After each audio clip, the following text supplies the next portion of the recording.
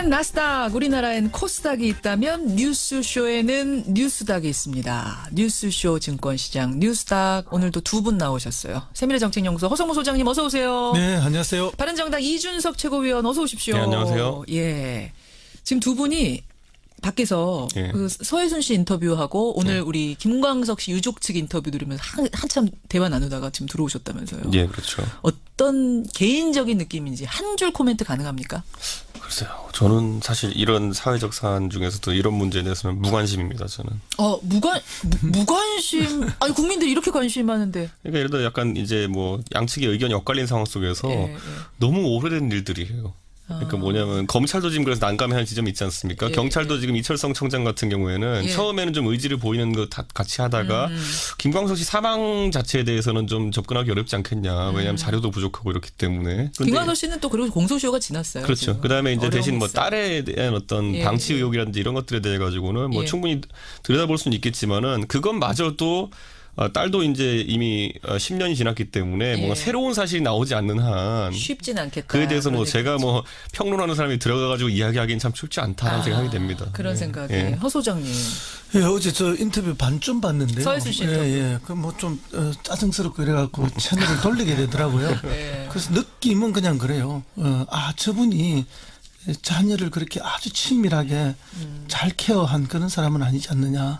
그러니까 뭐 어제 말하는 거나 행동하는 거나 이런 걸 다 봤을 때 그런 부분이 좀 부족해 보여서 아마 따님의 사망이 뭐 지금 세간의 의혹처럼 그렇게 뭐 타살이다 이런 거는 제가 볼 때 아니더라도 일지 아닐지는 모르지만 최소한 관리 소홀에 의해서 급성폐렴의 어떤 원인이 되지는 않았나 하는 그런 느낌. 개인적인 그냥. 저 지울 수가 없었어요. 인터뷰의 느낌 같은 건 있어요. 왜냐하면 우리 애도 급성폐렴을 걸려봤기 때문에 내가 부모로서 그래요? 케어해본 경험이 있기 때문에. 그건 무슨 말씀이세요? 애가 어릴 때 감기 동네병원 다니다가 갑자기 급성폐렴이 악화가 돼서 큰 병원에 갔더니 급성폐렴이더라고요. 근데 이 과정을 부모가 잘 케어하지 않으면은 상태가 아주 나빠지는 거죠. 더군다나 이제 그때 그 자녀가 뭐 열 몇 살이라는 거 아닙니까? 그러니까 아주 어린 애기도 아니고 아니죠. 아주 노인이라서 면역력이 떨어져서 갑자기 급성폐렴으로 이렇게 위독하게 되는 상황도 아닌데 왜 관리가 안 10대면은 됩니까? 굉장히 면역력이 큰 상황인데 그렇게 됐다는 것은 상당한 수준의 관리 소홀은 있었을 것이다. 바로 이제 그 부분을 수사해 달라는 게 김광석 씨 아버지와 형 측의 주장인 거고 아마 경찰도 그 부분을 들여다볼 것 같아요. 그런데 이제 저희가 국정농단 사태도 겪으면서 보면 사람들마다 저 사람은 진짜 싫은데 하는 사람이 있고 저 사람은 진짜 좀 뭔가 좀 치주를 받았으면 좋겠는데 하는 사람이 있는데 꼭 그 사람들이 가장 센 벌을 받는 건 아니더라고요. 보니까 가장 대표적으로 뭐 국민들의 많은 공분을 샀던 인사 중에서 뭐 예를 들어 우병우 수석 같은 경우에는 그 실제 법적인 처벌 근거는 딱히 없어요. 뭐 그런 지점이 있기 때문에 이번에 김광석 씨 그 부인과 유가족들 간의 분쟁 속에서도 보면은 대충 다들 이제 보면 그래도 뭐 심증이라든지 이런 것도 있을 수 있고 여러 가지 있겠지만은 그게 꼭 수사나 아니면 어떤 처벌로 귀결될 것이냐라는 것은 또 별개의 문제라 가지고. 그래. 한마디 하시라고 그랬더니 두 분이 이 정도로 좀 국민적인 관심이 높은 사안인 것만은 분명합니다. 잠깐 코멘트 해봤고요. 사실은 상한가 하한가 들어가기 전에 요거 하나 더 코멘트해야 돼요. 노무현 전 대통령에 대한 정진석 의원의 발언. 정치권에서는 뭐 이 주제가 단연 지금 탑 이슈죠. 허성무 소장님. 네네. 부부싸움 끝에 노무현 전 대통령이 스스로 목숨을 끊은 건데 그게 어떻게 이명박 대통령의 정치 보복이란 말인가? 박원순 시장. 이게 정진석 의원 발언이거든요. 정진석 의원 발언에 동의할 수 있는 사람이 얼마나 있겠습니까? 뭐 정치적으로 그분을 지지하는 사람 빼고 나면은 다 동의하지 않죠. 노 대통령이 돌아가셨을 때 왜 그리 많은 국민들이 슬퍼하고 그때 500만이 조문을 했는데요. 왜 그렇겠습니까? 그건 정치적 탄압이 한 타살이라고 느꼈기 때문이죠. 물론 이제 본인 스스로 최종적으로 그렇게 결심하셨지만 결국은 그 압박과 정치적 탄압이라고 다 동의했기 때문에 그런 슬픔이 있었던 건데 그리고 그것을 못 지켜줘서 미안하다는 말도 나오게 됐던 거고요. 그래서 지몸이라는 이야기가 그때부터 유행하게 된 거 아닙니까? 그렇죠. 정진석 의원이 그럼 왜 이렇게 말하느냐? 저는 국민 전환용이라고 생각합니다. 지금 이명박 정부에서 저질러졌던 수많은 불법적인 국민들을 대한민국을 완전 뭐 조지 오웰의 그 동물농장으로 만들었던 것들이 하나하나 지금 밝혀지고 있잖아요. 그에 대한 정치적 책임, 법적 책임을 지금 묻게 되는데 그 강력한 국민적 비난의 국면을 이제 돌려보려고. 돌려버린 이슈를 물타기 덮어버리는. 하려고. 그럼 전형적인. 전형적인. 이분도 물타기다. 정치구단 아닙니까? 뭐 정치구단이죠. 그거 모르고 할 리가 없는 거잖아요. 이준석 최고위원은 어떻게 보실지 더 궁금해요. 저는 만약 그런 의도가 있었다면 굉장히 좀 어설펐다. 어설펐다. 네, 그렇기 때문에 저는 그런 의도까지는 아니었을 거다라고 보는 게 왜? 좀 우발적으로 나온 것이 아닌가 싶은 게 정진석 의원이 딱히 그렇게 이명박 대통령의 물론 그때 정무수석 한 건 맞지만은 예.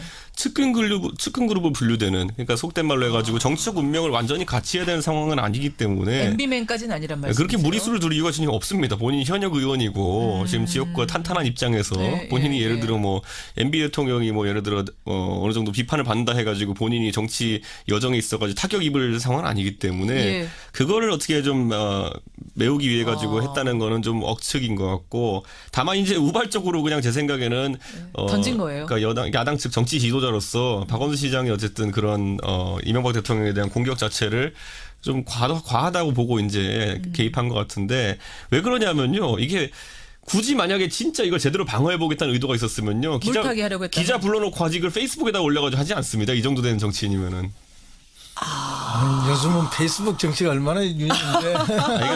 신세대답지 않게 왜 그러세요? 페이스북 정치가 얼마나 대단한데. 뒤집어놓고 말하면 이 페이스북 정치하는 분들 같은 경우는 홍준표 대표나 아니면 박지원 대표 같이 이런 분들 같이 자기가 바라는 것을 워딩 그대로 이렇게 좀 전했으면 좋겠다는 의도가 있을 때 정도 하는 선택적 옵션이지 보통 정치 지도자들이 정견을 얘기할 때 알겠습니다. 페이스북을 주로 쓰진 않는 게 쓴다는 보장이 없거든요. 올린다고 해서. 그런 의미에서 물타기라고 보기엔 너무 어설펐다. 물타기는 아닐 것 같아. 그냥 우발적인 말실수? 제가 이분 페이스북 제가 친구 하고 있어서 아는데 예.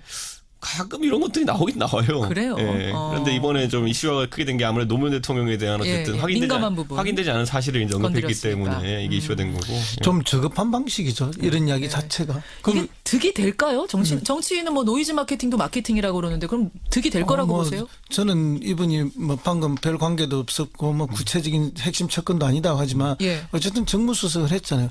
그 정무수석을 했고 이 예. 박근혜 정권하고 약간 다른 게 예. 박근혜 정권은 국정원하고 뭐 부처도 같이 이래 했지만 예. 이 느낌을 보면은 청와대하고 국정원 많이 연결된 느낌이 지금 느낌은 그래요. 그렇죠. 이명박 정부는 맞아요. 그렇기 때문에 정무수석 당시에 자신도 직간접적으로 연루된 사실이 분명히 있을 거라 봅니다. 그러니까 이명박 대통령에 대한 보호뿐만 아니라 자기 자신에 대한 방어 자기 논리까지 방어도 있었을 있고 거다. 만약에 이 지금 이제 MB 정권 때의 그런 예. 불법이나 무법적인 이런 일들이 예. 계속 파헤쳐진다면은 예. 이것이 제가 볼 때는 다음 지방선거까지 연장돼서 쭉 갈 가능성이 좀 있습니다. 끄는 거다. 예, 의도적으로 그건, 물타기 한 그렇습니다. 거다. 차단하고 그러고 물타기 듣고 보니 또 한 거죠. 그러네요. 이준석 최고위원. 저라면 이렇게 한다고 끊기다는 생각 안 하기 때문에 그런 무리수를 두지는 않습니다. 끊기지 저라면. 않을 거라고 보세요. 아니, 이게 물타기 안 예, 될 거라고 보세요. 그러니까 끊는다는 의미가 이런데 예. 이제 이건 그냥 제가 봤을 때는 헛발질입니다. 제가 봤을 때. 근데 지금 우리도 벌써 이 이야기를 장시간 하고 있잖아요. 예. 그만큼 이미 물타기 된 거예요. 된 겁니까? 헛발질이다? 아니다. 헛발질 아니다. 이 두 분이. 아, 그래요. 이 정진석 의원을 저는 상한가 하한가 어딘가에 골라오셨을 줄 알았는데 지금 보니까 명단에 없어요. 도대체 그럼 누굴 골라오신 겁니까? 상한가부터 가보죠. 허성무 소장님. 예, 저는 뭐 미국의 트럼프 대통령을 이번 주에 골랐는데요. 트럼프 대통령, 이준석 의원은 누구 상한가? 저도 트럼프 골랐습니다. 이건 이견이 없죠. 이거는. 아이, 오랜만에 두 분이 통하셨어요. 트럼프로. 근데 이거 지금 하한가 아니고 상한가인데? 예. 예, 물론 뭐 이제 부정적인 요인이 많이 가지고 있지만 예. 어쨌든 뭐 전 세계적으로 지금 트럼프가 전국을 주도해 간다는 측면에서 그런 이제 골랐는데 측면에서, 뭐 사실은 뭐 이제 취임한 이래로 전 세계에 끊임없이 화제를 뿌리고 있지 않습니까? 좋은 의미다 나쁜 의미다. 맞아요. 예. 그럼에도 불구하고 왜 이번 주에 걸렸느냐? 예. 지난 유엔 연설에서 뭐 거의 뭐 선전포고나 다름없는 이야기를 했죠. 유엔이라는 데가 어떤 곳입니까? 국제 평화를 위해서 설립된 조직 아니에요. 거기서 그렇죠. 전쟁을 이야기했으니까 모든 세계 그 자리에 참석했던 각국의 뭐 지도자들이 깜짝 놀란 거 아닙니까? 깜짝 놀랐고 그 유엔 연설문 작성해준 미국 사람이 있을 거 아니에요. 그 사람도 그렇게까지 발언하지 마십시오라고 주문했는데 자기가 트럼프가 애드립으로 넣었다는 거 아닙니까? 그렇습니다. 그렇다 보니까 뭐 이제 전 세계적으로 이제 긴장이 고조될 수밖에 없고 거기에 대응해서 북한의 외상이 또 유엔 연설을 하면서 아주 또 뭐 거칠게 했죠. 네. 그래서 정신이 없는 수준인데 더군다나 이제 그 지지난 밤 새벽이었죠. 예.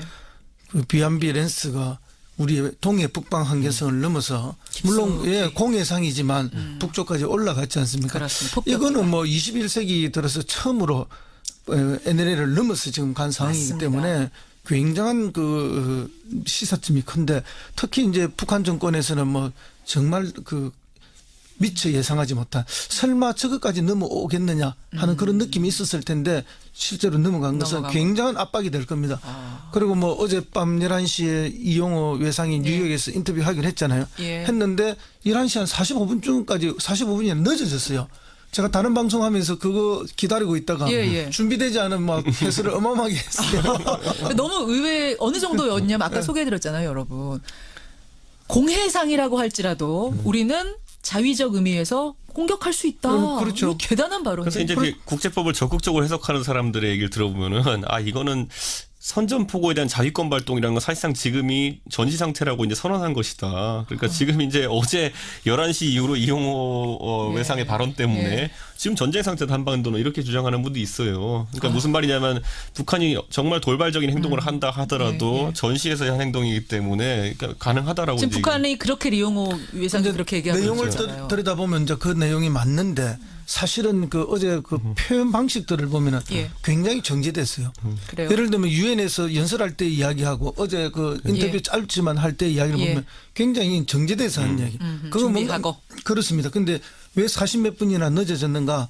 이걸 따져보면은 결국은 북한 최고 지도부가 줬던 메시지가 있을 거 아닙니까? 훈령이. 그렇죠. 이제 그걸 받아서 어떻게 정제되게 발표할 건가에 대한 고민하는 시간이었다고 그런 보시는 거예요? 조절과 고민의 시간이 있었다고 봅니다.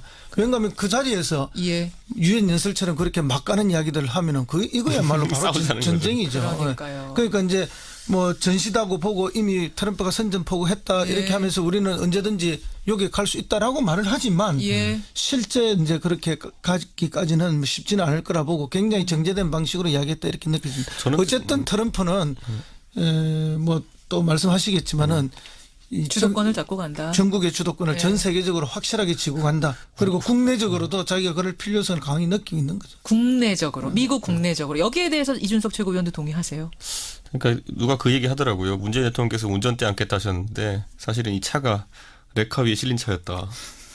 그 레카 운전을 지금 트럼프 레카 운전사 트럼프가 따로 있었다. 이게 지금 우리 방송 촬영할 때 보면 레카에 끌어가지고 이렇게 위에서 촬영하잖아요. 그렇죠. 뭐 그런 상황이 아닐까 싶을 정도로 트럼프가 대통령께 문재인 대통령께 약속한 건 다르게 본인이 주도권을 많이 발휘하고 있어요. 너무 나가요. 그러니까 지금 문재인 대통령께서 주도권을 발휘하셔야 되는 상황인데 어쩌다 보니 트럼프가 지금 레카 운전을 하고 있는 상황이기 때문에 그러니까 아무리 우리가 운전대 돌려도 지금 우리 마음대로 안 가고 있다. 평화를 30번 넘게 얘기하는데도 그러니까 우리는 레카가 가는 방향 위에서 그냥 이렇게 뭐 헤드라이트 켰다 하고 이러고 있는 거죠 지금 보면은. 그런데 저는 이제 유엔 총회에서의 연설을 보면서 사실 그런 상황이기 때문에 저는 오히려 우리 대통령께서 하신 연설은 전문으로만 읽어보고 트럼프가 한 연설은 제가 3번 정도 제가 일부러 화면 보면 웃길까봐 화면 안 보고 이제 귀로만 이제 계속 3번 들어봤거든요. 영어 그 자체를. 근데 상당히 좀 놀랐던 게 뭐냐면은 오바마 때 같은 경우는 굉장히 논리적으로 찝어가지고 얘기를 많이 해요. 그렇죠. 그러니까 굳이 얘기하면 똘똘이 스머프 같은 인상이었다면은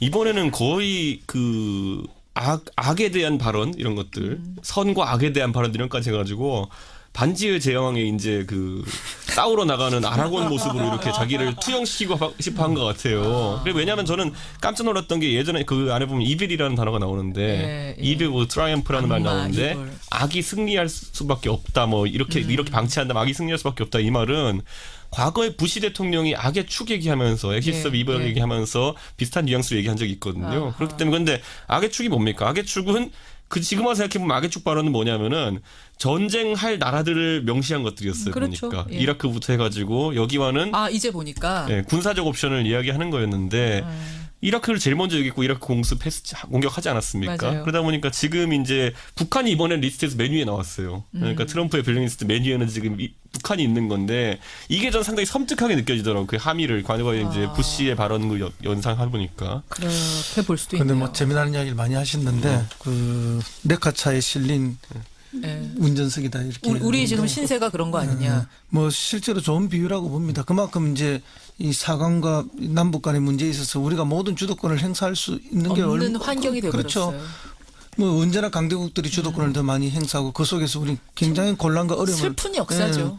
겪었던 게 사실인데 그러나 레카차에 끌려가는 차였지만 브레이크는 들었다. 저는 그렇게 봅니다. 물론 이제 북방 한계선을 넘어서 가는 거에 우리가 묵시적 동의를 했지만 우리가 참여하지 않았잖아요. 참여 안 했죠. 물론 미국과 우리 간에 긴밀한 협의가 있었다고 저는 봅니다. 실제 그랬을 거고. 참여하지 않은 게 의도적이라고 보시는 그렇죠. 거예요? 만약에 우리 비행기가 NLL을 넘어서 올라간다면은 북한의 비행기나 북한의 함정들이 NLL을 내려올 때 넘어서 그때 우리가 방어할 수 있는 논리들이 약해지는 거죠. 그러니까 우리는 이 한 판으로 끝나는 게 아니지 않습니까? 이 한 번의 전국으로 세상을 끝내는 게 아니죠. 절대 아니죠. 길게 영원히 가야 되는데 물론이죠. 이 과정을 길게 보고 관리할 수 있는 능력이 있어야 된다. 그런 의미에서는 청와대가 아주 냉정하고 차분하게 잘 대응하고 있다. 저는 그렇게 봅니다. 그런 부분에서는 할 수 있는 한, 그러니까 물론 레카의 실린 신세라는 게 우리의 역사적인 어떤 운명일지 몰라도 강대국 틈바구니에서 그 안에서 할 수 있는 최선을 다하고 있다. 이하 소장님. 그렇습니다. 자, 여기까지 일단 트럼프 대통령에 대한 분석 마치고 하한가로 부지런히 가보겠습니다. 이준석 의원. 하한가. 저는 이번 국면에서 저는 어차피 자영업자들을 한번 꼽아봤습니다. 왜요? 그러니까 자영업자들 제가 어제도 이제 저희 노원구의 상공회의소 분들하고 만나가지고 자영업 대책을 한번 논의한 적이 있는데요. 사실 다가오는 내년부터 시작되는 이제 최저임금에 관한 부분이라든지 이런 부분이 지금 자영업자들에게는 굉장한 압박으로 느껴지고 있습니다. 그래서 사실 정치권에서 지금 이것에 대한 완화책을 지금 논의를 해야 되는 시점인데 안보 위기나 이런 것들 때문에 지금 굉장히 이런 게 늦춰지고 있고 따라서 지금 뭐 일부 업종 같은 경우에 예를 들어 뭐 편의점 하시는 분들이라든지 이런 분들 같은 경우에는 내년부터 당장 상당한 손실이 우려되는 상황이기 때문에 저는 이 자영업 기반이 붕괴되는 것이 하나의 경제적인 위기가 될 수 있다. 자영업자들이 지금 고통스러워하고 있다. 그러니까 경기 너무 침체되고. 이렇게 얘기하더라고요. 저는 요즘 동네 가서 편의점 하시는 분들 얘기 들어보면은 예를 들어 식당 같은 경우는 그래도 낫다. 예를 들어 비용이 상승하면은 가격 결정권이 있지 않느냐 식당은. 근데 편의점 같은 경우에는 내 마음대로 가격 결정할 수 있는 구조는 아니지 않습니까? 그렇죠. 그런 상황 속에서 임금 비용은 확 상승할 것이 느껴지고 최저임금 인상에 대해서 동의하는 측면이 있음에도 불구하고 그렇다면 자영업자 대책이 어느 정도 있어서 완화가 되어야 된다고 하는 입장인데서는 그래서 이제 그 부분에 대한 준비를 여야가 해야 되는 것인데 지금 보면은 뭐 저도 이제 정당에 몸담고 있지만은 가보면 이런 부분은 다들 두려워하고 있으면서도 손을 못 댑니다. 왜냐하면 이렇게 막 거의 고래 싸움 하는 느낌이라 가지고 사실 저에게는 이게 더 중요한 문제처럼 보이는데 안보에 준하는 그러니까 이런 부분이 좀 누락되는 게 안타깝습니다. 허 소장님? 예, 뭐 그런 이야기 부분적으로 제가 동의를 하면서도요. 자영업자가 언제나 어려웠던 건 사실입니다. 그리고 대부분의 자영업자는 가족 노동력에 의지하고 있습니다. 실제 현장을 나가보면. 그럼 이제 가족 노동력을 넘어서 새로운 노동력을 필요한 편의업자는 그 자영업자는 편의점이라든지 그다음에 이제 대형 프랜차이즈 이런 곳이거든요. 그래서 이런 곳은 이제 본사나 본부에 그 지나친 이익을 좀 줄여서 업주들한테 넘어갈 수 있도록 가맹점 업주들한테 갈 수 있도록 하는 그런 배분이 잘 되는 그 구조들을 이제 방금 말씀하신 정치권들이 잘 만들어내야 된다고 봅니다. 그럼에도 불구하고 이제 우리나라 자영업자들은 항상 어려웠다. 항상 어려웠다. 그런 면에서는 안 어려웠던 적은 없다. 정치권이 특단의 대책을 언제나 준비해야 합니다. 하지만 내년에 더 어려워질 거기 때문에 그런 하소연에 귀 기울여 주십시오. 그렇죠. 그런데 예를 들어 이런 거죠. 임금이 이번에 16% 가까이 오른다는 것이라는 거는 어떤 단일 품목의 임금을 품목이라 놓고 본다면은 비용 상승으로는 거의 역대 최고 수치입니다. 그렇기 때문에 그 충격을 완화시키는 것이 저도 필요하다 보는 거지.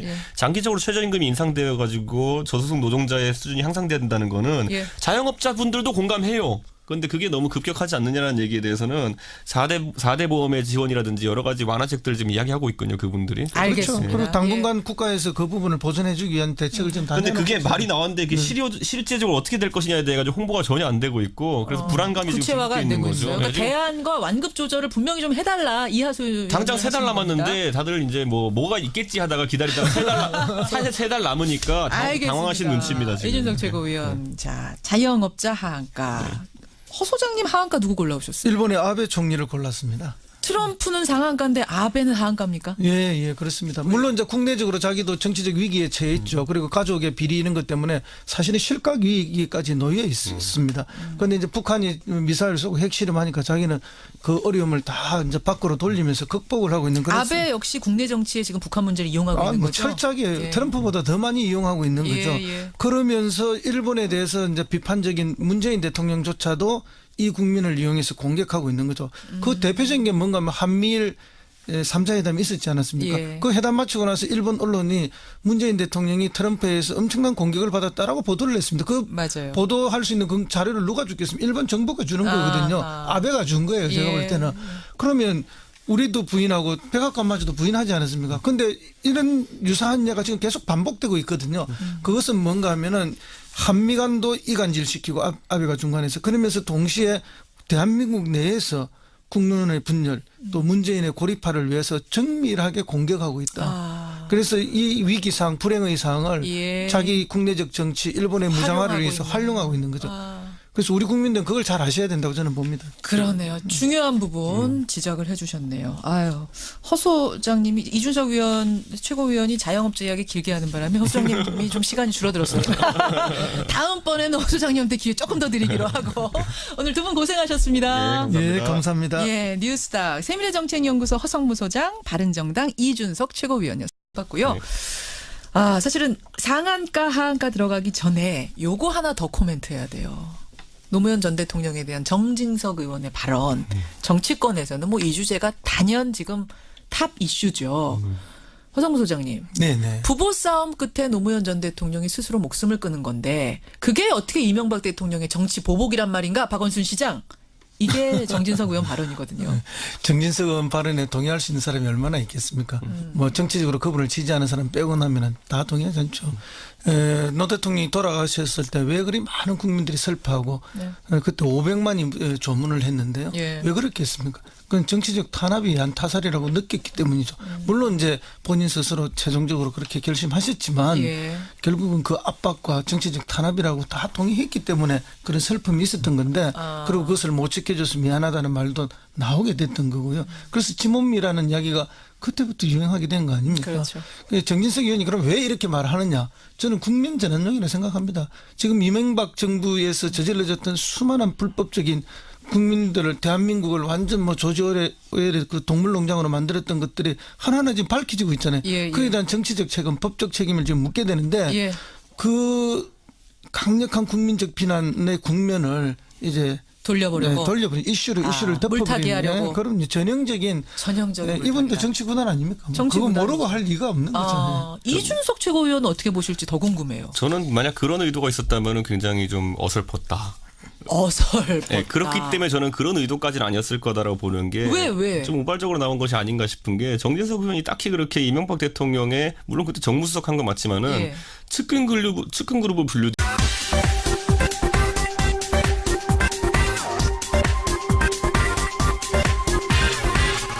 미국엔 나스닥, 우리나라엔 코스닥이 있다면 뉴스쇼에는 뉴스닥이 있습니다. 뉴스쇼 증권시장 뉴스닥 오늘도 두 분 나오셨어요. 세미래정책연구소 허성무 소장님 어서 오세요. 네, 안녕하세요. 바른정당 이준석 최고위원 어서 오십시오. 네, 안녕하세요. 예, 지금 두 분이 밖에서 예. 그 서해순 씨 인터뷰하고 오늘 우리 김광석 씨 유족 측 인터뷰 들으면서 한참 대화 나누다가 지금 들어오셨다면서요. 예, 그렇죠. 어떤 개인적인 느낌인지 한 줄 코멘트 가능합니까?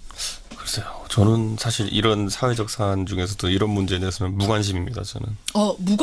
무관심. 아니 국민들이 이렇게 관심이 많은데. 그러니까 예를 들어 약간 이제 뭐 양측의 의견이 엇갈린 상황 속에서 예. 너무 오래된 일들이에요. 그러니까 뭐냐면 검찰도 지금 그래서 난감해하는 지점이 있지 않습니까? 예. 경찰도 지금 이철성 청장 같은 경우에는 예. 처음에는 좀 의지를 보이는 거 다 같이 하다가 김광석 씨 사망 자체에 대해서는 좀 접근하기 어렵지 않겠냐. 왜냐하면 자료도 부족하고 이렇기 때문에. 근데 김광석 씨는 또 그리고 공소시효가 지났어요. 그렇죠. 지금. 그다음에 이제 대신 뭐 어려웠어요. 딸에 대한 어떤 예. 방치 의혹이라든지 이런 것들에 대해 가지고는 뭐 예. 충분히 들여다볼 수는 있겠지만은 그것마저도 딸도 이제 이미 10년이 지났기 때문에 뭔가 새로운 사실이 나오지 않는 한 쉽진 않겠다. 그에 대해서 뭐 그런 제가 얘기죠. 뭐 평론하는 사람이 들어가가지고 이야기하기는 참 쉽지 않다라는 생각이 됩니다. 그런 예. 생각이. 예. 허 소장님.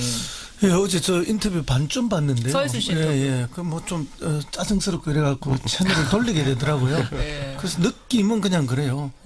저분이 자녀를 그렇게 아주 친밀하게 잘 케어한 그런 사람은 아니지 않느냐.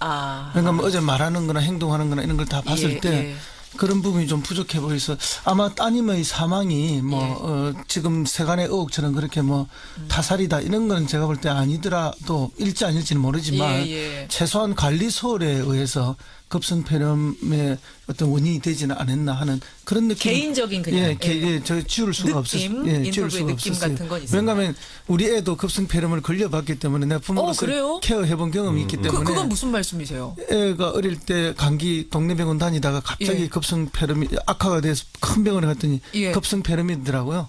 근데 이 과정을 부모가 잘 케어하지 않으면은 상태가 아주 나빠지는 거죠. 더군다나 이제 그때 그 자녀가 뭐 열 몇 살이라는 거 아닙니까? 그러니까 아주 어린 애기도 아니고 아니죠. 아주 노인이라서 면역력이 떨어져서 갑자기 급성폐렴으로 이렇게 위독하게 되는 상황도 아닌데 왜 관리가 안 10대면은 굉장히 면역력이 큰 상황인데 그렇게 됐다는 것은 상당한 수준의 관리 소홀은 있었을 것이다. 바로 이제 그 부분을 수사해 달라는 게 김광석 씨 아버지와 형 측의 주장인 거고 아마 경찰도 그 부분을 들여다볼 것 같아요. 그런데 이제 저희가 국정농단 사태도 겪으면서 보면 사람들마다 저 사람은 진짜 싫은데 하는 사람이 있고 저 사람은 진짜 좀 뭔가 좀 치주를 받았으면 좋겠는데 하는 사람이 있는데 꼭 그 사람들이 가장 센 벌을 받는 건 아니더라고요. 보니까 가장 대표적으로 뭐 국민들의 많은 공분을 샀던 인사 중에서 뭐 예를 들어 우병우 수석 같은 경우에는 그 실제 법적인 처벌 근거는 딱히 없어요. 뭐 그런 지점이 있기 때문에 이번에 김광석 씨 그 부인과 유가족들 간의 분쟁 속에서도 보면은 대충 다들 이제 보면 그래도 뭐 심증이라든지 이런 것도 있을 수 있고 여러 가지 있겠지만은 그게 꼭 수사나 아니면 어떤 처벌로 귀결될 것이냐라는 것은 또 별개의 문제라 가지고. 그래.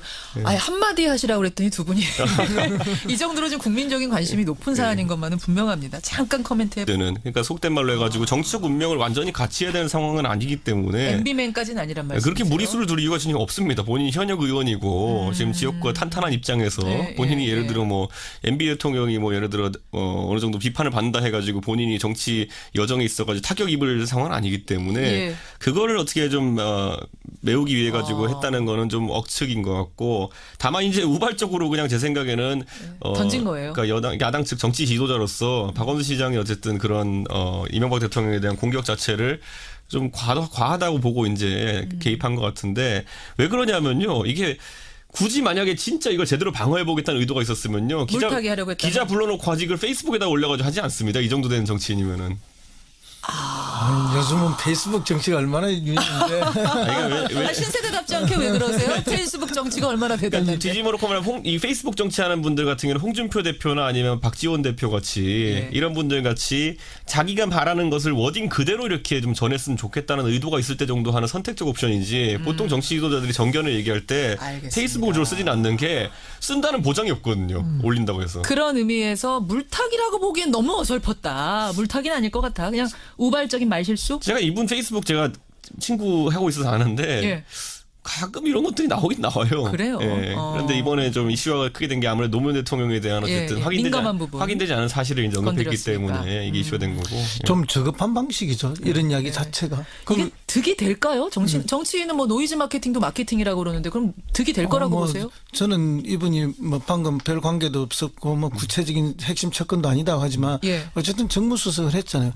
그 정무수석을 했고 이 박근혜 정권하고 약간 다른 게 박근혜 정권은 국정원하고 뭐 부처도 같이 이래 했지만 이 느낌을 보면은 청와대하고 국정원 많이 연결된 느낌이 지금 느낌은 그래요. 그렇죠. 이명박 정부는. 맞아요. 그렇기 때문에 정무수석 당시에 자신도 직간접적으로 연루된 사실이 분명히 있을 거라 봅니다. 그러니까 이명박 대통령에 대한 보호뿐만 아니라 자기 자신에 대한 방어 논리까지 자기 방어도 있었을 있고 거다. 만약에 이 지금 이제 MB 정권 때의 그런 불법이나 무법적인 이런 일들이 계속 파헤쳐진다면은 이것이 제가 볼 때는 다음 지방선거까지 연장돼서 쭉 갈 가능성이 좀 있습니다. 끄는 거다. 의도적으로 물타기 한 거다. 차단하고 그리고 듣고 보니 또 그러네요. 이준석 최고위원.